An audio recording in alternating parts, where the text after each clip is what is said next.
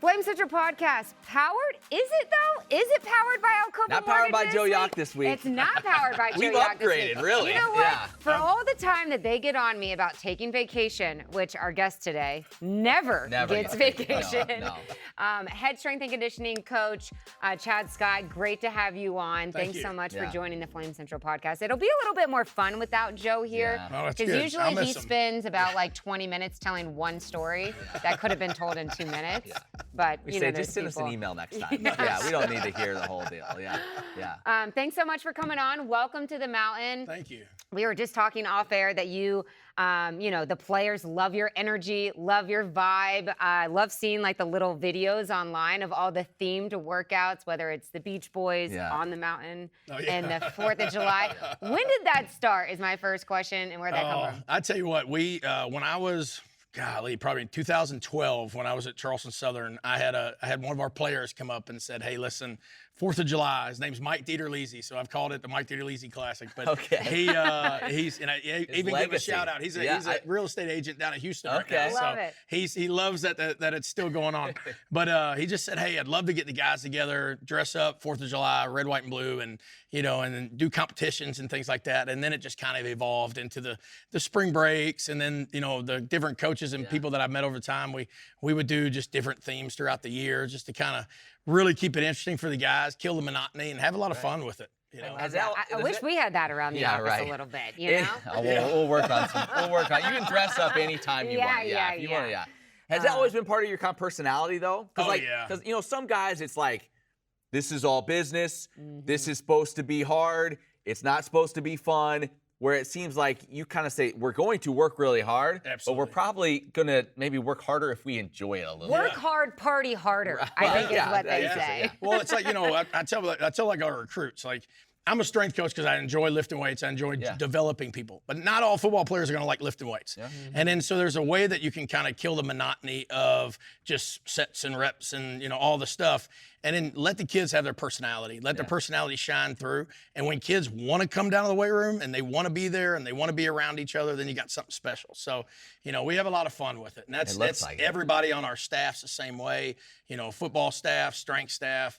And it's awesome because everybody will throw different ideas. We have a working man workout, like where guys will wear flannels and hard hats and all types of stuff, When you make this adjustment, to a new team, so many new faces and players to learn and understand, what's the most difficult thing for you as a strength coach compared to maybe, Jamie Chadwell and some of the other guys on staff? Yeah, I think it's the biggest thing for us as a strength staff is just earning their trust. I think that's huge because here and most places, there's a lot of guys that develop relationships with their strength staff.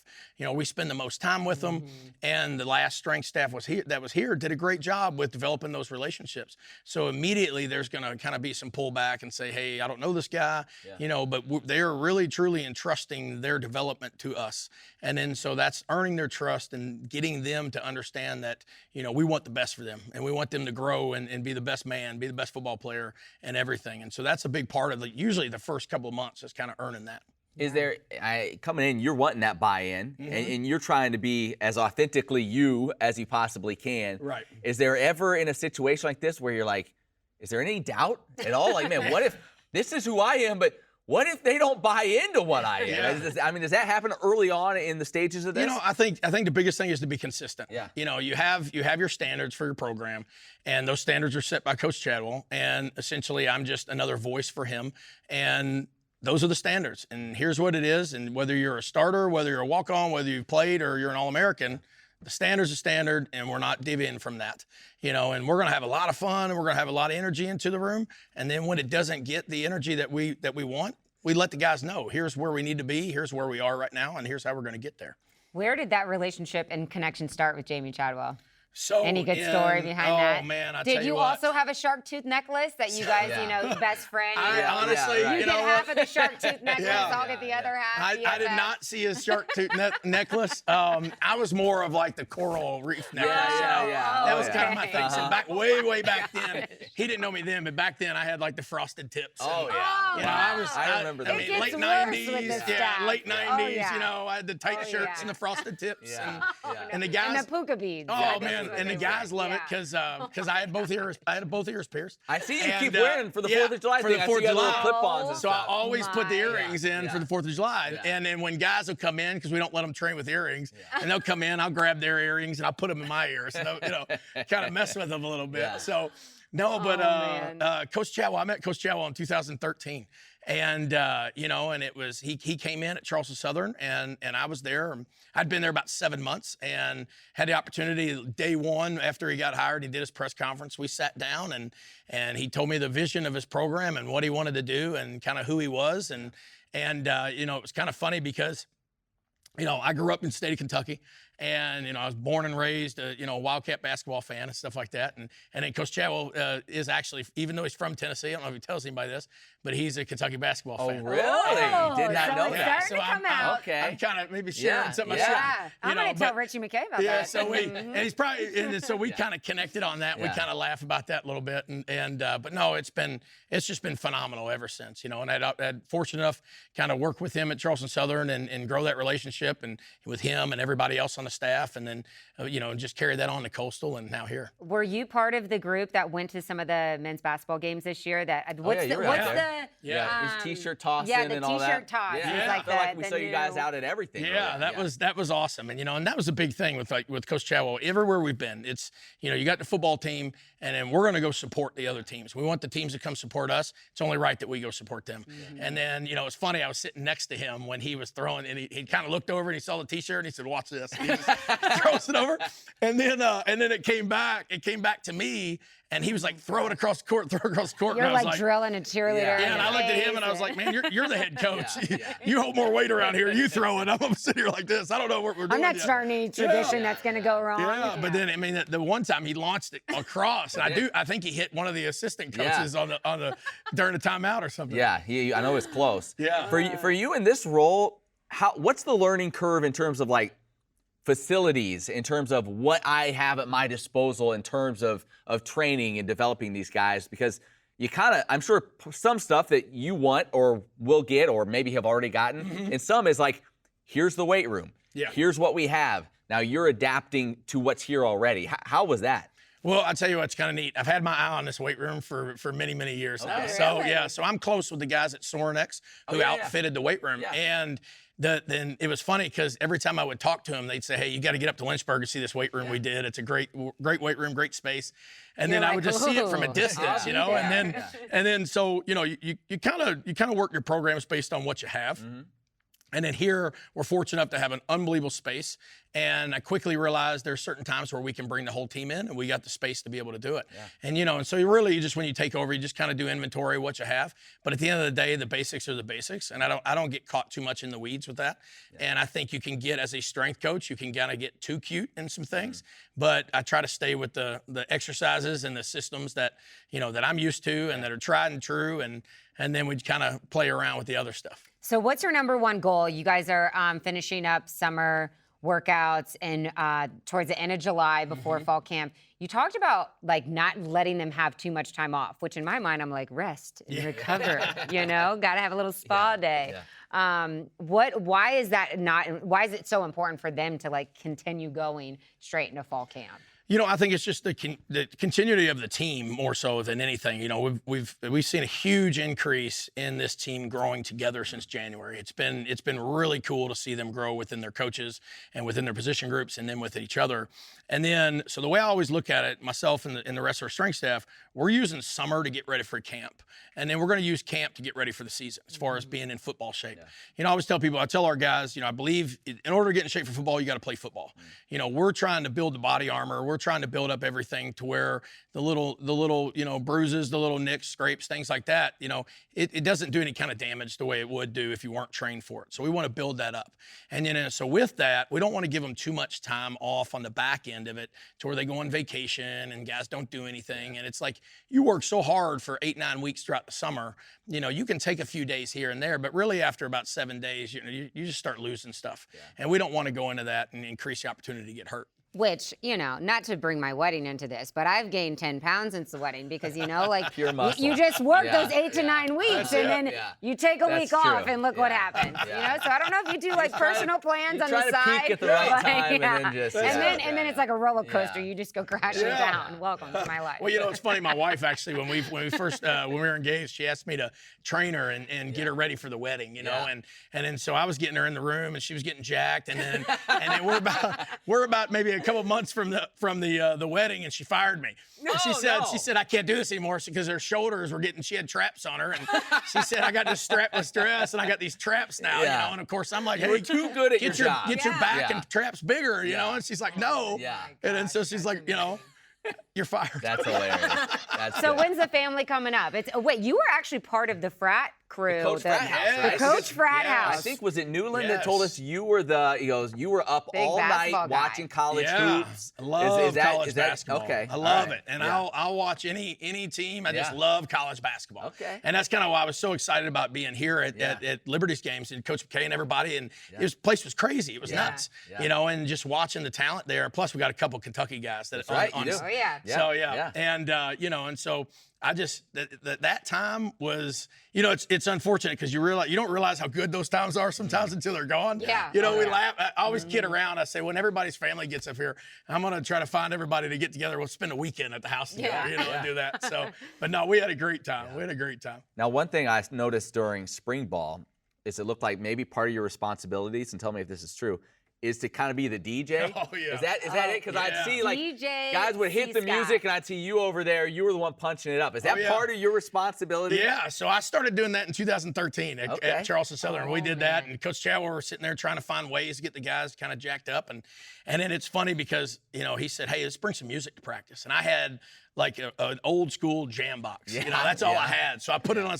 We eventually got into having real speakers down there and doing that. And then he's a big 80s guy. He loves 80s music, and I'm a big 80s music guy. And then so, we started playing different kinds of music, taking requests from the players and things like that. And it just kind of went from there. And then it got to the point at Coastal, I actually sat there at one point and I had a headset on. I would listen to them during team periods and stuff. Yeah. And then I'd be over by the radio and I'd hear Willie, I'd hear Newland, or, Newland would get on there and say, hey, put some Jay-Z on. Or Coach Chadwell would sit there and say, hey, put this on. And then Willie's a big Creed guy. He likes Creed and Nickelback. Yeah. So Willie's like, hey, man, we'd be in the middle of a team period. Oh, yeah. What's the picture? What's the Nickelback song? Oh, yeah, it was with the photograph. The photograph. Yeah. Yeah. So, I mean, at any point during practice, we'd sit there and they'd be like, hey, put on this, put this on. Wait, so what's your DJ name? So, I don't know. I haven't come up with one. I need to come up with one.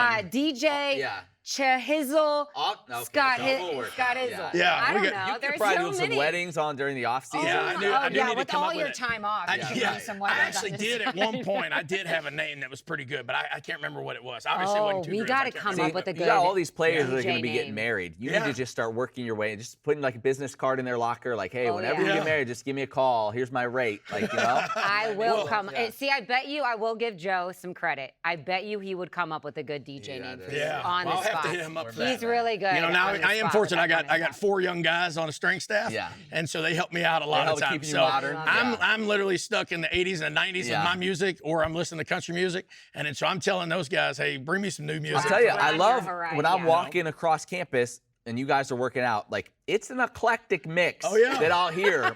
Just depending on the day, it's like, whoa, okay, we're going gospel. Like, I think it was a bunch of gospel music today. Yeah. It's just, you never know what you're going to hear. So Monday morning, guys are kind of coming out of the weekend, and we're going to do some sprint work today. And so I told the guys, I said, I'm going to play gospel, and I'm going to crank it. It's going to be loud. It was. And then, for the whole campus to hear. Yeah. And the guys had a great day today. So it was awesome. Who do you think is like the #1 hype man? And number one hype man right now, I think it goes back and forth. I think Jerome Jolly is pretty good. I mean, Jerome Jolly gets after it. Gatling gets after it. Yeah, I can see that. Quentin Reese, of course, is all over the place. I think it just depends on what we're doing and what we're going on, and because, we get into we got some super ultra competitive guys, so you're going to get some guys during stretch that are going to be a little bit more hype. But then once we get in like the 7-on-7s, guys that you wouldn't even think talk much, they go crazy on it. That's now, awesome. When you were at Charleston Southern, how many times you were coming here. Do you have any memories of playing here? Like what comes to mind? Did it look And it's changed a lot. It has changed a lot. Yeah. It has changed a lot. So anytime that I would come here, I would always go right down to the weight room. And so I remember I would talk to Coach Bill, I'd talk to Coach Dave, and I'd hang out with those guys. And then we'd hang out in the weight room and stuff. But I'll be honest with you, the best time that we had was that I remember was in 2016. And we had all the fans, we had all the students right behind us. Yep. And you could just tell how much they loved the football team and how much business they were giving us, put it that way.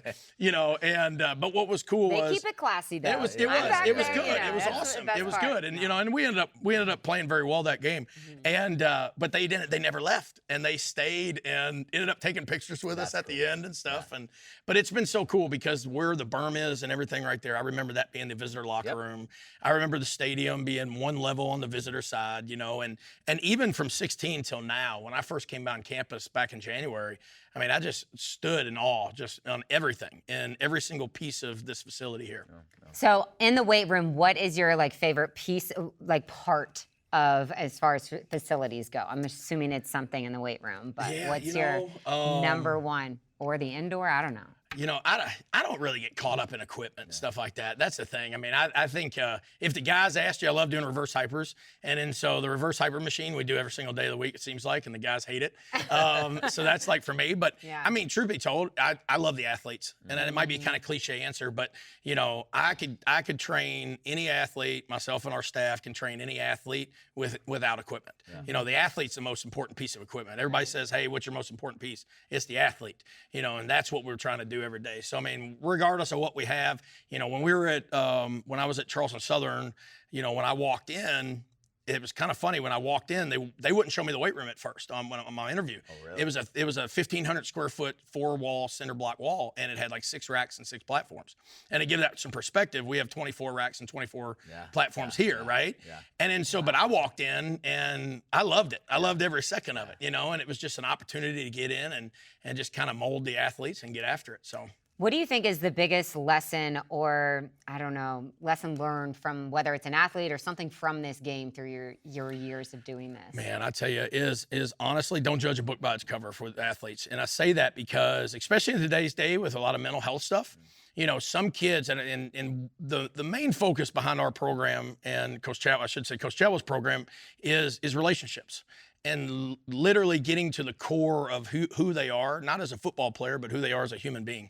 And you're going to have kids, you're going to have young men walk through, and they're going to look like everything's great. They're going to mask things. And if you don't have any kind of relationship on them, there's going to be some cues that you can see, and you can kind of dive into them personally and really help them out in some hard situations. Mm-hmm. There's going to be some guys that they're going to struggle with family. They're going to be struggling from what their future looks like, and for them to know that myself, our staff, and everybody on the football staff is somebody that they can go to and have a real conversation with, and that we care for them as who they are, not what they can do. Yeah. I think that's the biggest thing. Last thing for me, you were a political science major? I was. Is that correct? I was. What did you think you were going to do with that? And then is there anything from that you feel like you still draw on today in your current role? Sure, yeah. So I normal go to college, went to college, get in there, played football, and I had a communications major at one time. I was a broadcasting major at one time. A little bit of everything. Yeah. It was all over the place. And then I had my mom actually was like, hey, you ever think about law school? So I was like, that's cool, let's try that out. And then so I got into political science, and I started doing all that. And then I graduated, and then I got ready to go to law school.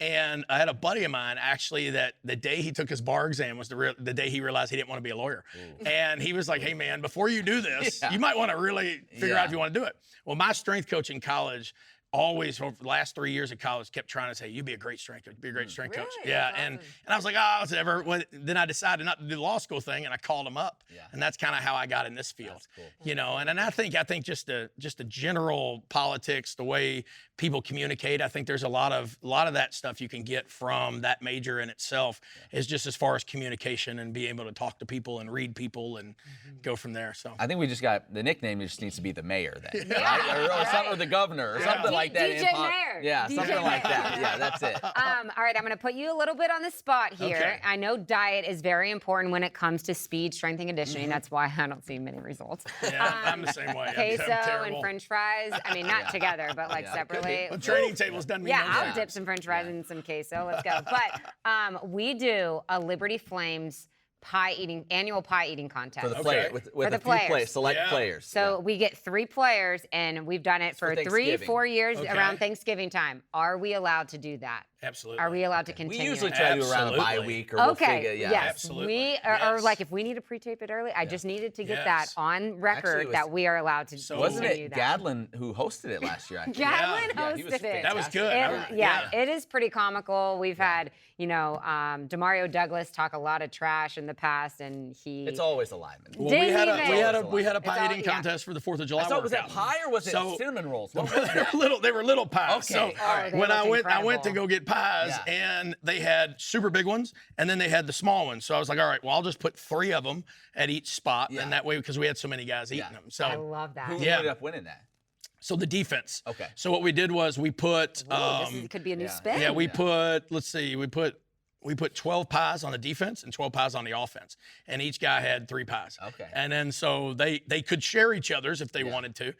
We got some guys that are absolutely atrocious in that. Their They're pie probably technique. still eating. Yeah, You know what I yeah. mean? And then some other ones, I don't even know if they tasted it or not. Right, They just right. went after Yeah. it. So. All right. The ones that go Yeah. with the fork and knife, you're just You're like, like, what are you you doing? don't Yeah, have You know? no shot at all. And No. then we did a pancake eating contest. Oh, yeah. Oh, so this is back in definitely spring. not Yeah, an you're- issue yeah. with Coach No, Scott. I yeah. love this. No, we did that back in the spring. So it was that was part of our team competition stuff at the end of the semester. So I that's love good. it. I Yeah. love it. Well, I'm glad to hear that because I like to do those fun things throughout, with the team. So we'll Yeah. keep those traditions alive. Anything else you got, No, Matt? Coach, it's great to meet you. Yeah. Great to have you Thank you on. very We're much. excited, and you guys. Nobody has more fun than you guys. I tell you think what, that's fair to it. say. Yeah, that's it. We between the locker room celebrations and Are you and- like in charge of that? So 'Cause isn't that's- it different coach each yeah. week? So what happens is each coach has a different week. Okay. So normally what ends up happening is those guys will come up with something. Yeah. They'll come up with some kind of trophy or some kind of celebration,